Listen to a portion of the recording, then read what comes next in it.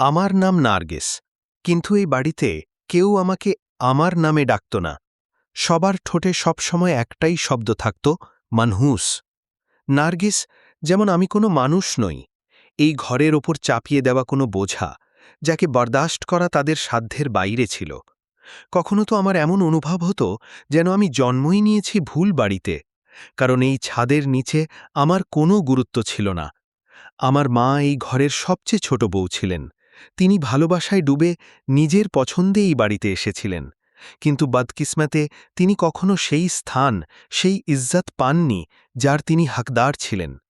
শ্বশুরবাড়ির লোকেরা কখনো তাকে স্বীকারই করেনি, আর পাপা, তিনিও চেয়ে তাকে সেই সুরক্ষা দিতে পারেননি, সেই ইজ্জত এনে দিতে পারেননি যার তিনি স্বপ্ন দেখতেন। তারপর একদিন তারা দুজনেই আমাকে এই দুনিয়ায় একা ফেলে চলে গেলেন, আর তাদের বিদায়ের সাথেই আমার জিন্দগিতে বেঁচে থাকা রোশনিও নিভে গেল। আমরা একটা সাঝা পরিবারে থাকতাম, একটা বড়, পুরনো, ভেঙে চুরে যাওয়া কিন্তু অহংকারে ভরা বাড়ি, যাতে দেয়ালগুলোও হয়তো আমাদের চেয়ে বেশি কাহিনী নিজেদের সিনায় লুকিয়ে বসেছিল। এই ঘরের পরিবেশে সবসময় একটা অদ্ভুত শীতলতা মিশে থাকত, যেমন জিন্দেগি তো আছে, কিন্তু বেঁচে থাকার অনুমতি কারণেই। ঘরের পেছনে একটা বড় আম গাছ ছিল। আমি প্রায়ই তার নিচে গিয়ে বসতাম, এবং কিছু মুহূর্তের জন্য এমন অনুভব হতো যেন দুনিয়ার সব বোঝা আমার কাঁধ থেকে নেমে গেছে। পুরো বছর কেউ ওই গাছের পাশে যেত না, শুধু যখন আম ধরত তখনই সবার তার কথা মনে পড়ত। আমার কাছে ওই গাছটা নিজের মতোই মনে হতো। মানুষ শুধু প্রয়োজনের সময়ই তার কাছে আসত। এই সিলসিলা তখন শুরু হলো যখন মা এই দুনিয়া থেকে চলে গেলেন। এখন ৪ মাস হয়ে গিয়েছিল। আমার কাছে কিছু পুরনো বই ছিল, যা আমি ওই গাছের নিচে বসে পড়তাম। ওখানেই বসে কখনো কখনো কেঁদেও নিতাম, কারণ আমার জিন্দেগি কোন দিকে যাচ্ছে তার কোনো আন্দাজ ছিল না। তাই মামি তো পরিষ্কার বলে দিয়েছিলেন যে যদি ওর শাদী করে দিই, তবে ঘরের কাজ কে করবে, সেজন্য ওর শাদী দেওয়া যাবে না। তিনি নিজের মেয়েদের শাদী করাতে চাইতেন, যারা আমার চেয়ে সকাল সুরাতে কম ছিল, কিন্তু তাদের কিসমত ভালো ছিল, কারণ তাদের কাছে মা বাপ দুজনেই ছিলেন, আর আমার কাছে কেউ ছিল না। একদিন ঘরে বিরিয়ানি রান্না হয়েছিল, খুশবু এইভাবে ছড়িয়ে পড়ছিল, কিন্তু আমি নিজের রোজকার কাজে এতটাই ডুবেছিলাম যে বসে খানা খাওয়াও নাসিব হল না। দিলে এই সন্তোষ অবশ্যই ছিল যে ঘরে এত মানুষ আছে, কেউ না কেউ আমার জন্য বিরিয়ানির এক প্লেট অবশ্যই রেখে দেবে। কিন্তু যখন আমি সব কাজ শেষ করে ক্লান্ত কদমে রসোই ঘরে কদম রাখলাম, তখন ডেকচি খালি পড়েছিল, যেমন কেউ তাতে একটা চালও বাকি রাখেনি। আমি ধীরে তাইমামিকে জিজ্ঞেস করলাম, তাইমামি, আমার জন্য খানা রাখেননি? তিনি একেবারে বেফিকির হয়ে বললেন, অন্য কিছু খেয়ে নাও, কালকের বেঁচে যাওয়া বেগুন পড়ে আছে, 2 রুটি নিয়ে গরম করে নাও। এই বাক্যটি যেমন আমার সব ক্লান্তি, সব উম্মিদ এক পলকে ভেঙে দিল। মনে হলো যেমন এই ঘরে সব জিনিস সবার জন্য আছে, কিন্তু আমার অংশে সব সময়কার মতো বেঁচে যাওয়া ঠান্ডা সালানি রয়ে যায়। বিরিয়ানির খুশবু এখন আর ভালো লাগছিল না। ওটা শুধু মনে করিয়ে দিচ্ছিল যে সবাই দিল ভরে খেয়েছে, আর আমি সব সময়কার মতো শেষেই রয়ে গেলাম।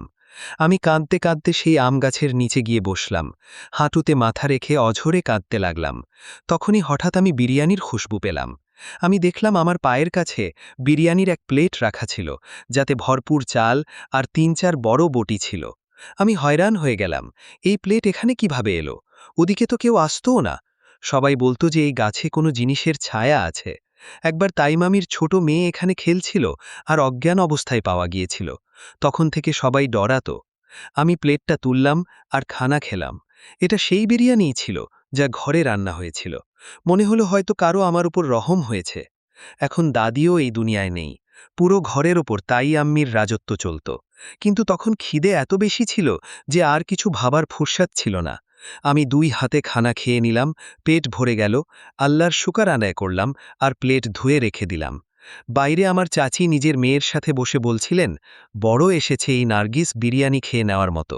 আমি তো বলছিলাম কালকের বেগুনি খেয়ে নিক। দুজনেই হাসছিলেন। তাহলে আমার জন্য বিরিয়ানি কে রেখেছিল? আমার মনে হলো যেন কোনো স্বপ্ন দেখেছি। মনে হলো হয়তো আমি সত্যিই কদু খেয়েছিলাম, আর সেগুলোকে বিরিয়ানি ভেবে নিয়েছি। কিন্তু এমনটা ছিল না।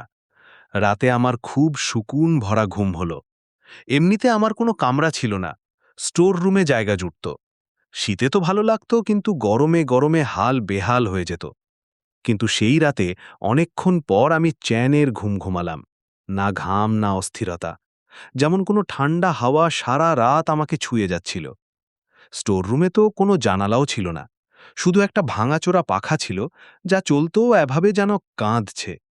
আমি জলদি তৈরি হলাম আর আম গাছের নিচে গিয়ে বসে পড়লাম, আর তার সাথে কথা বলতে লাগলাম, যেমন ওটা গাছ নয়, আমার কোনো দোস্ত যে সব কিছু শুনছে।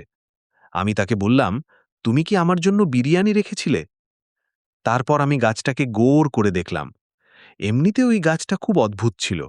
লোকে বলে আম গাছ এত বড় হতে অনেক বছর সময় লাগে। আমি যতটা সম্ভব অনুভব করার চেষ্টা করছিলাম। আমি সাধারণত ওখানেই যেতাম, কিন্তু আজ কিছু অদ্ভুত অনুভব হচ্ছিল। ঘরের দেয়ালে হলুদ হলুদ নিশানও দেখা যাচ্ছিল। এমন মনে হচ্ছিল যেন কোনো খণ্ডহরের অংশ, যেমন কোনো পুরনো কিলা যার দেয়ালে সময়ের মরিচের নিশান বাকি রয়ে গেছে। আমার এই জায়গায় বসতে কখনো ভয় লাগতো না, বরং ওখানে সুকুন মিলত। কিন্তু আজ জানি না কেন দিল ঘাবড়াচ্ছিল। এমন মনে হচ্ছিল যেন কেউ আমার নিঃশ্বাসের সাথে সাথে চলছে, যেন কেউ খুব কাছে দাঁড়িয়ে আছে, কিন্তু আমি তাকে দেখতে পাচ্ছিলাম না। আমি নিজেকে সামলালাম আর ধীরে ধীরে ওখান থেকে উঠে আঙিনায় চলে এলাম। সামনে আমার দাদির পুরনো সহেলি বসেছিলেন। আমরা তাকেও দাদিই বলতাম।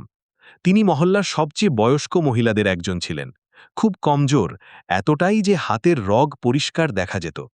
তার আওয়াজ ভারী আর নিচু ছিল। প্রায়ই তিনি চুপচাপ বসে থাকতেন, যেমন সময় তার শব্দগুলোকে শুষে নিয়েছে। আজও তিনি একাই এসে চারপাইতে বসেছিলেন। ঘরে কেউ তার দিকে ধ্যান পর্যন্ত দেয়নি, না কেউ দেখতে এসেছে, না কেউ সালাম করতে। আমি ধীরে তার কাছে গেলাম আর আদাব জানালাম।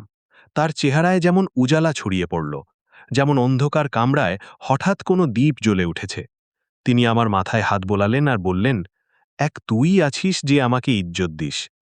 আমি তার কাছে বসলাম, পেয়ারে কথা বললাম, আর রসুই ঘর থেকে পানি এনে তাকে খাওয়ালাম। তিনি পানি খেয়ে যেমন ফেলে আসা বছরগুলোতে ফিরতে শুরু করলেন।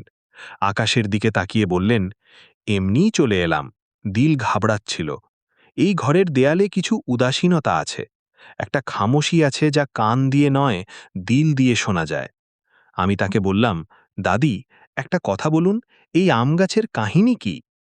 তিনি চমকে আমার দিকে তাকাতে লাগলেন। তার চোখে একটা অদ্ভুত ডর খেলে গেল, যেমন আমি কোনো পুরনো বন্ধ আলমারি জোর করে খুলে দিয়েছি। ধীরে বললেন, এর কাহিনী বড়ই ডাড়াওনি।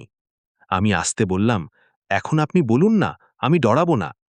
তারা আমার চোখের দিকে দেখলেন, যেমন পরখ করছেন যে আমি কি এটা শোনার হিম্মত রাখি। লম্হা ভরের জন্য মনে হলো যেমন সময় থমকে গেছে, আর আমি তার নিগাহে লুকিয়ে থাকা ফিকির আর উদাসীনতা দুটোই দেখতে পারছিলাম। তারপর তিনি আস্তে আস্তে বলতে শুরু করলেন, এই আম গাছ তোর দাদির জামানা থেকে লাগানো হয়েছে, আর এই হাদসাও তখনই হয়েছিল যখন তোর দাদি ছোট ছিল। আমরা সব বাচ্চারা প্রায়ই এর নিচে খেলতাম। একটা ঝুলাও বাঁধা ছিল, কাঠ আর রশির। কিন্তু যেই ওই ঝুলায় দুলত, হঠাৎ তার মাথায় তেজ ব্যথা হতো আর সে ২-৩ দিন বিমার থাকত। শুরুতে আমরা ভাবলাম হয়তো রোদ বা গরমের কারণে হবে, কিন্তু এটা বারবার হতে থাকল। তার লেহজায় একটা উদাসীনতা আর সামান্য ডরও ছিল। আমার ওই লম্হা মনে হলো যে এই গাছটা শুধু গাছ নয়, বরং একটা পুরনো কাহিনীর রাজদ্বার। তারপর এক সকালে তোর দাদি সেই মঞ্জর দেখল, যা আমাদের সবার স্মৃতিতে চিরদিনের জন্য নকশা হয়ে গেল। সূর্য তখনও আকাশে নিজের নরম সোনালি রং ছড়াচ্ছিল, আর কুয়াশা পুরো গ্রামকে ঢেকে রেখেছিল। তোর দাদি পানি ভরতে যাচ্ছিল, যেমন রোজকার মতো একটা মামুলি কাজ করছে। তখনই সে দেখল যে ঝুলায় এক খুব লম্বা মহিলা দুলছে। সে ৮ ফুটের চেয়েও বেশি লম্বা লাগছিল। তার পুরো জিসম কালো কাপড়ে ঢাকা ছিল, আর চেহারায় হয়তো ঘোমটা ছিল অথবা বোরকার ওড়না। কিন্তু তার ওপর থেকে এক অদ্ভুত মুচকি হাসি উকি দিচ্ছিল। এই মুচকি হাসি ইনসানি মনে হচ্ছিল না, এত লম্বা, যেমন দুই চেহারার হাসিকে জুড়ে দেওয়া হয়েছে। দাঁত বড় আর অদ্ভুত চকচকে ছিল। চোখ দেখা যাচ্ছিল না, কিন্তু তোর দাদি জানালো যে এমন লাগছিল যেন সে আমাকে ঘাড় গুজে দেখছে। তার উপস্থিতি এতটাই খৌফনাক ছিল যে তোর দাদির মুখ দিয়ে এক চিৎকার বেরিয়ে গেল, আর সেখানেই জমিনে পড়ে বেহুশ হয়ে গেল। কয়েকদিন পর্যন্ত সে ঝড়ে থাকল। ঝুলা কেটে ফেলে দেওয়া হলো, আর ওই জায়গা বন্ধ করে দেওয়া হলো। বাচ্চাদের ওখানে যেতে কড়কড়িভাবে মানা করা হলো। তারপর থেকে কেউ ওদিকে যাওয়ার হিম্মত করতে পারল না। বলা হতে লাগল যে ওখানে কোনো চুড়াইল থাকে, যে সব সময় ওই ঝুলার সাথেই আসত। তোর তাই বলে, এই মেয়ে তো এই গাছের দিবানি, ওখানে গিয়ে বসে থাকে। যেদিন চুড়াইল দেখবে না, ওর চিৎকার পুরো মহল্লা শুনবে। তিনি এই কথাটি হাসতে হাসতে বলতেন, কিন্তু আমার দিলে এক অদ্ভুত খচখচানি হতো। কারণ এই খফনাক কাহিনী সত্ত্বেও এই গাছটা এখন আমার দোস্ত হয়ে গিয়েছিল। এক এমন দোস্ত যে সব রাজ সামলাতে পারত আর কখনো কখনো আমাকে একা মহসুস হতে দিত না। দাদির সহেলি বলেছিলেন যে যদি এই গাছে আবার ঝুলা বাঁধা হয় তবে সেই চূড়ায় ফিরে আসবে। এটা শুনে না জানি কেন আমার মনে এক অদ্ভুত ইচ্ছা জাগল। কাশ এমনটাই হতো, কাশ সেই চূড়াইল ফিরে আসত। আমার দিল চাইত যে এই গাছে ঝুলা বেঁধে দিই। আর যখন সেই চুড়েল ফিরবে তখন বলবে, এই মেয়েটা আমার বোন, ও আমার মতো, আর এই সবাইকে আমি নিজের সাথে নিয়ে যাব যারা একে শতায়, কষ্ট দেয়, যারা একে ইজ্জত করে না। কিন্তু যেভাবে দাদি ওই কিচ্ছা শুনিয়েছিলেন, যে ডর আর তফসিল দিয়ে তারা ওই মঞ্জার বায়ান করেছিলেন, তা কোনো রসিকতার বিষয় ছিল না। হয়তো সেই কাহিনী সত্যি। আর কখনো ডর লাগে যে কোথাও আমি জজবাতে এসে কোনো খাতারনাক জিনিসই না ডেকে বসি। এর আগে তো এমন কখনো হয়নি আমার সাথে। না কোনো ছায়া দেখা গেছে, না কোনো আওয়াজ শোনা গেছে। কিন্তু এই দিনগুলোতে না জানি কেন সবকিছু একটু একটু অদ্ভুত লাগতে শুরু করছিল। কিছুদিন তো এভাবেই কাটল, যেমন সব মামুলি হয়ে গেছে। না কোনো অদ্ভুত স্বপ্ন, না ডর, না অস্থিরতা। কিন্তু তারপর সেই দিন এলো যা আমাকে পুরোপুরি ইয়াকিন করিয়ে দিল যে আমার আশেপাশে কিছু তো এমন আছে যা ইনসানি নয়। আমার তাবিয়ত খুব খারাপ ছিল। সারা বদন যন্ত্রণায় ভেঙে যাচ্ছিল। মাথায় তেজ ভারী ভাব আর জ্বরও ছিল। আমি তাইকে বললাম, আমার জন্য দাওয়াই নিয়ে আসুন। তিনি তুচ্ছতাচ্ছিল্য করে জবাব দিলেন, এসব কাজ থেকে বাঁচার বাহানা। যদি সত্যিই বিমার হতো তবে এত কাজ করতেই পারত না। তিনি লাগাতার খোঁটা দিতে থাকলেন, যেমন তাকে ইয়াকিন করাতে হবে যে আমি সত্যি বিমার। কিন্তু না জানি কেন আমার ভেতরে এত হিম্মত ছিল যে আমি পুড়ে যেতে পারলাম না। আমি যেমন তেমন সব কাজ নিপাটালাম আর আমার পছন্দিদা গাছের নিচে গিয়ে বসলাম। ওখানে সব সময় সুকুন মিলত। হয়তো ওই সুকুনই আমার দাওয়াই হয়ে যাবে। আমি মাথা ঠেকিয়ে বসলাম, আর কখন চোখ লেগে গেল বুঝতেই পারিনি। আমি এক অদ্ভুত স্বপ্ন দেখলাম। আমি ওই পুরনো আম গাছের নিচে খামোশ বসেছিলাম। হাওয়া হালকা বইছিল আর কুয়াশা সবকিছু ঝাপসা করে রেখেছিল। হঠাৎ এক লড়কা সামনে চলে এলো। খুব খুবসুরত আজনাবি চেহারা, কিন্তু তার চেহারায় এক অনন্য সুকুন ছিল যা দিল ছুঁয়ে গেল। আর আমার একেবারেই ডর মেহসুস হল না। সে মুচকি হেসে বলল, তুমি নিজের খেয়াল কেন রাখো না? এখন আমি তোমার সাথে আছি। তোমার আমার থেকে খৌফজাদা হওয়ার কোনো দরকার নেই। আমি স্বপ্নে হালকা হাসির সাথে বললাম, আমি তোমাকে কেন ডরাবো? সে নরম সুরে বলল, আমি এই গাছেই থাকি, এটাই আমার ঘর। তুমি আমার মেহমান, আসুন দাওয়াই খান। আমি একটু ঝিঝক করে বললাম, না, আমার দাওয়াই চাই না। সে বড় পেয়ারে, যেমন আমার ডর জানে এমনভাবে বলল, সাবাস, দাওয়াই খাও। আর তারপর সে নিজের আঙুল দিয়ে একটা ট্যাবলেট আমার দিকে বাড়িয়ে দিল। আর সেই লামহা আমার চোখ খুলে গেল। কিন্তু যে মানজার আমি দেখলাম তা এমন ছিল যে আমার দিলে এক অদ্ভুত হালচাল মুছে গেল। একেবারে তেমন যেমন কোনো অন্দরুনি দরজা খুলে গেছে আর আমার সব ইন্দ্রিয় জেগে উঠেছে। আমার হাতের কাছেই সেই ট্যাবলেটটাই রাখা ছিল যা সে আমাকে স্বপ্নে দিয়েছিল। সাথে এক গ্লাস পানিও ছিল, যেমন কেউ এইমাত্র ওখানে রেখে চলে গেছে। আমি ঘাবড়ে গিয়ে পেছনে সরে গেলাম, জমিনে পড়ে গেলাম। জোর জোর দিল ধড়াকছিল। কাপা কাপা হাতে ওই দাওয়াইটা দেখলাম, ওটাই দাওয়াই ছিল যা স্বপ্নে দেখেছিলাম। আমি হিম্মত করে ওই ট্যাবলেটটা খেয়ে নিলাম আর গ্লাসের পানিও খেয়ে নিলাম। হয়রানির বাত এই ছিল যে সন্ধে হতে হতে আমার তবিয়ত ভালো হয়ে গিয়েছিল। জ্বর নেমে গেল, গলাও ঠিক মনে হতে লাগল, আর মাথার ব্যথাও চলে গেল। আমি ডরে তো গিয়েছিলাম, হ্যাঁ, কিন্তু কোথাও না কোথাও মনকে তাসাল্লিও দিয়েছিলাম। আমি ফৌরান ওখান থেকে উঠলাম আর অন্দরে চলে গেলাম। 2 দিন পর্যন্ত ওই গাছের পাশে যাইনি, না ওদিকে তাকিয়েছি। কিন্তু দিল তো যেমন টেনে যাচ্ছিল, কেউ যেমন আমাকে আবার ডাকছে। 3য় দিন আমি আবার ওখানে চলে গেলাম। এখন ওই জায়গা আমার জন্য একটা পানাহগাহ হয়ে উঠেছিল। অনেকক্ষণ চুপ বসে থাকলাম। তারপর জানি না কেন মন হলো যে আমি তার সাথে কথা বলি। আমি উঁচু আওয়াজে বললাম, তুমিই আমার জন্য বিরিয়ানি রেখেছিলে না, আর এখন দাওয়াইও দিলে। যদি তুমি সত্যি আমার সাহায্য করতে চাও তবে এমন কিছু করো যাতে এই লোকেদের জুলুম থেকে আমার জান বেঁচে যায়। কিন্তু খোদার জন্য আমার সামনে এসো না, আমার খুব ডর লাগে। আমি চাই না এই লোকেদের সাথে কিছু বুড়া হোক, কারণ আমি বুড়ি ইনসান নই, আমার দিল বুড়া নয়। শুধু এতটুকু চাই যে এই লোকেরা আমাকে ইজ্জত দিক। কিন্তু এখন আমি বুঝতে পারছি যে এই সমাজে ইজ্জত তাকেই দেওয়া হয় যার কাছে পয়সা থাকে, আর আমার কাছে পয়সা ছিল না, সেজন্য আমার কোনো ইজ্জত ছিল না। আমি এই লোকেদের রাহামে বেঁচেছিলাম, না কোনো সাহারা, না কোনো সমবেথী। যেমনই আমি এই বাত বললাম, আমার মাথায় কোনো জিনিসের জোরদার আঘাত লাগল। এমন মনে হলো যেমন কোনো ভারী জিনিস টক্কর খেয়েছে। আমি জমিনে পড়ে গেলাম, দিমাগ চক্কর খেয়ে গেল, যেমন কেউ আমার ওপর হামলা করে দিয়েছে। হিম্মত জুটিয়ে দেখলাম ওই জিনিসটা কি ছিল, আর পায়ের নিচে থেকে জমিন সলে গেল। ওটা একটা আম ছিল। কিন্তু এমন আম আগে কখনো দেখিনি।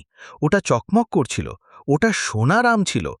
এর মানে ছিল যে কেউ আমার বাত শুনেছে, কেউ আমার সাহায্য করেছে।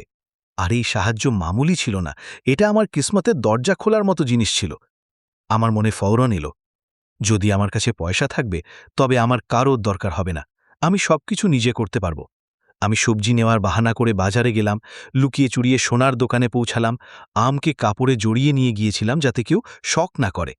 সোনারু এটাকে গৌর করে দেখল আর বলল, এটা তো খালিস সোনা, কমপক্ষে 2.5 ভরি হবে।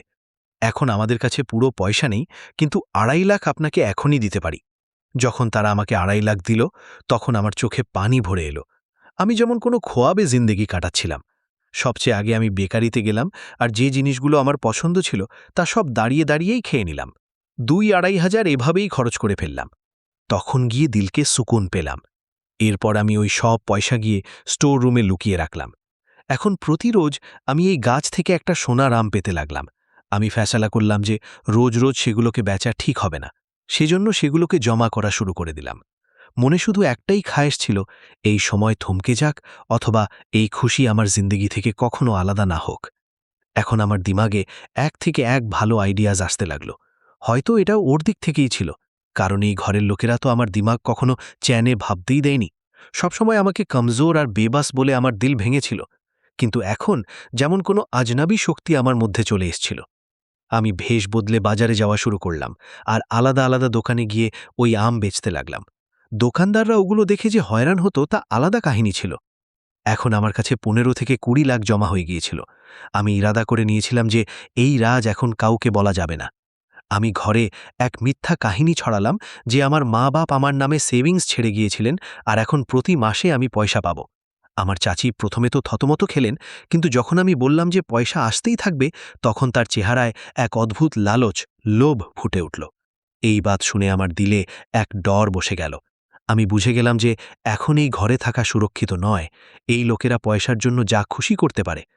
সেই লামহা আমার দাদির ওই পুরনো দোস্ত মনে পড়ল, যে এক নেক মহিলা ছিল আর একা থাকত। তার ঘর ছোট ছিল, পুরনো ছিল, কিন্তু সবকিছু সাফ আর তরতিবে ছিল। আমি স্টোর রুমের সামান আর সব পয়সা নিয়ে তার কাছে চলে গেলাম। তাকেও আমি কিছু জানাইনি। তিনি আমাকে দেখে খুব খুশি হলেন, আমাকে গলায় লাগালেন আর বললেন, তুই এসে গেছিস, তুই আশায় আমি যেমন আবার চ্যান পেলাম। এখন আমি তার সাথে থাকতে লাগলাম। চাচিকে বলে দিয়েছিলাম যে একটু পরে ফিরে আসব, কিন্তু মনে মনে ঠিক করে নিয়েছিলাম এখন আর কখনো ফিরে যাব না। যে জায়গায় ওই আম গাছটা ছিল, ওখানকার পেছনের দেওয়াল ভাঙা ছিল, ওখানকার এলাকা জনশূন্য ছিল। আমি চুপচাপ ওই রাস্তা দিয়ে যেতাম আর গাছের নিচে বসে পড়তাম। কেউ আমাকে দেখত না, যেমন আমি এই দুনিয়ায় ছিলামই না। আমি ওখানেই বসে এই গাছ থেকে পড়া সোনার আম জমা করতাম। কখনো ওগুলো আমার কোলে এসে পড়ত, কখনো হাতে, যেমন কোনো খাজানা আমার উপর ঝুঁড়ছে, যেমন কেউ আমার কিসমাতের দরজা খুলে দিয়েছে। আমি ওগুলোকে সামলাতে থাকলাম, কেউ টেরই পেল না। তারপর একদিন জানা গেল যে মহল্লায় এক খুব ভালো 2 তলা 7 মারলার ঘর বিক্রি হচ্ছে। মালিকের বিবি বিমার ছিল, ইলাজের জন্য পয়সা দরকার ছিল। সে ঘর 30 লাখে দিচ্ছিল। আমি বিনা দেরিতে ওই ঘর কিনে নিলাম। তারপর ধীরে ধীরে তাতে সাপান আনতে লাগলাম। পাখা, পর্দা, ফার্নিচার সবকিছু নতুন। এখন আমার চাচি আর মহল্লার লোক হয়রান ছিল, নার্গিসের কাছে এসব কোথা থেকে এলো, কার পয়সা? কিন্তু আমাকে এখন কাউকে কিছু বলার দরকার ছিল না। আমি স্বাবলম্বী ছিলাম, আর আমার কাছে ওই সব কিছু ছিল যা তাদের কাছে ছিল না। না মোহাব্বত, না মঙ্গল কামনা, শুধু জ্বলন আর শখ।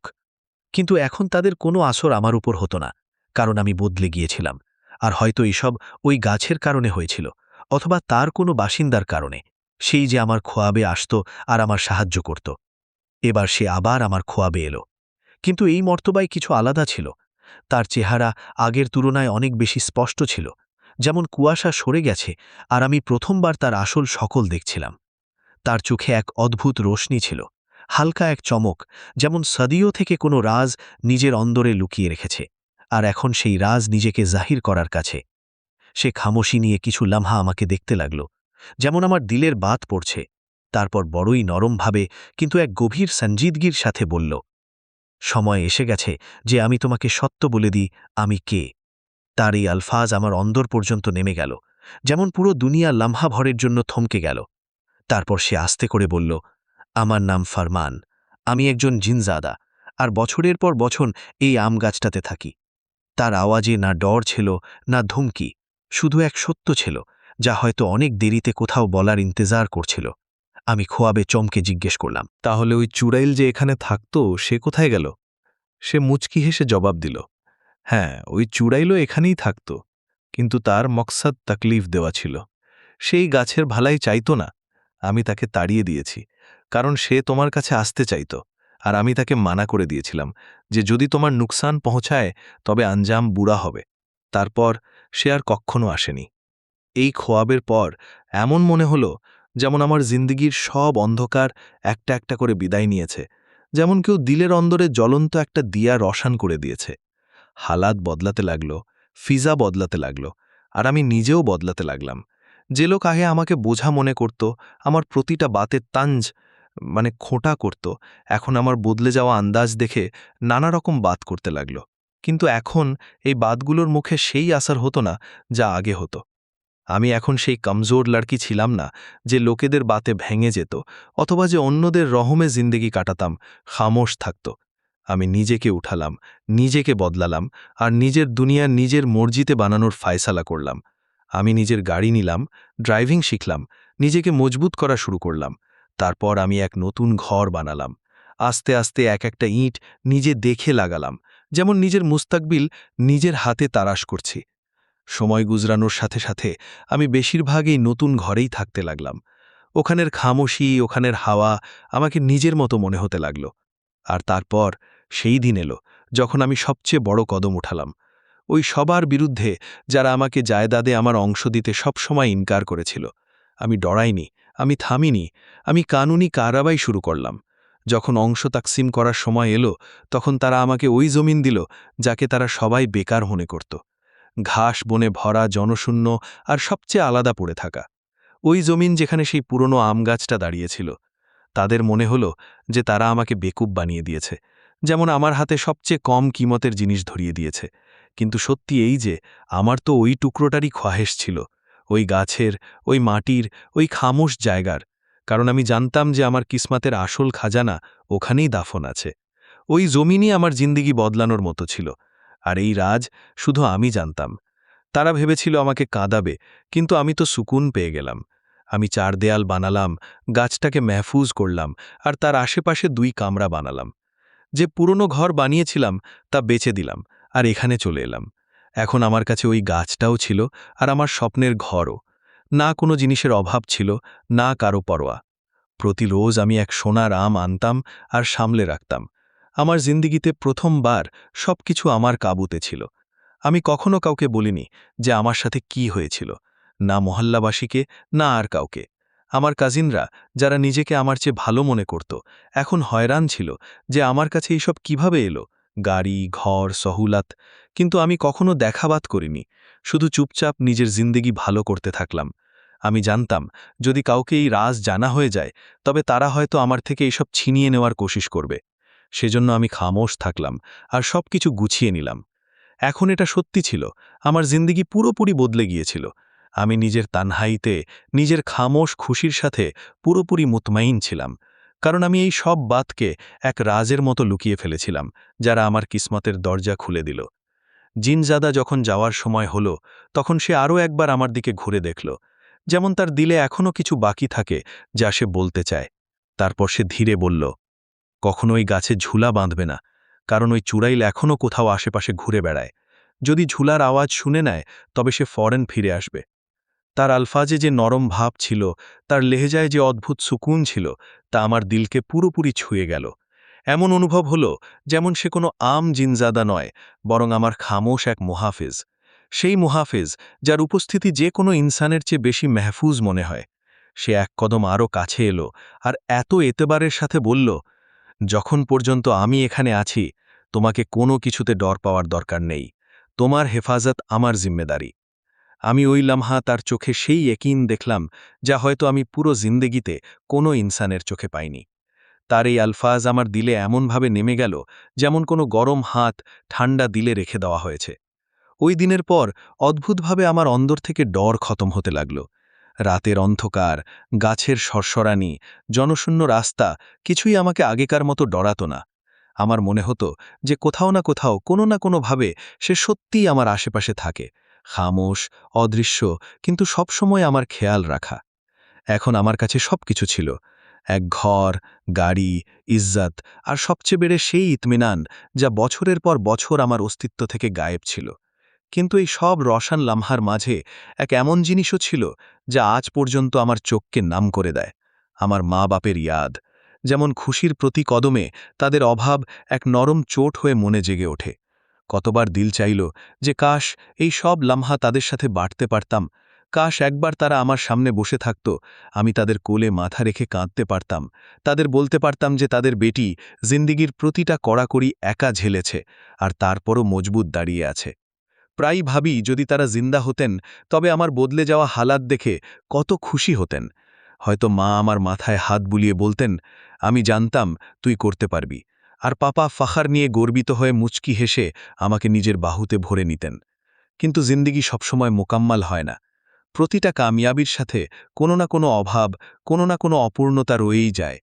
আমার কামিয়াবির পেছনেও এক খামোশ ব্যথা লুকিয়ে আছে, ওই ব্যথা যা শুধু তাদের অদম উপস্থিতির সাথে যুক্ত।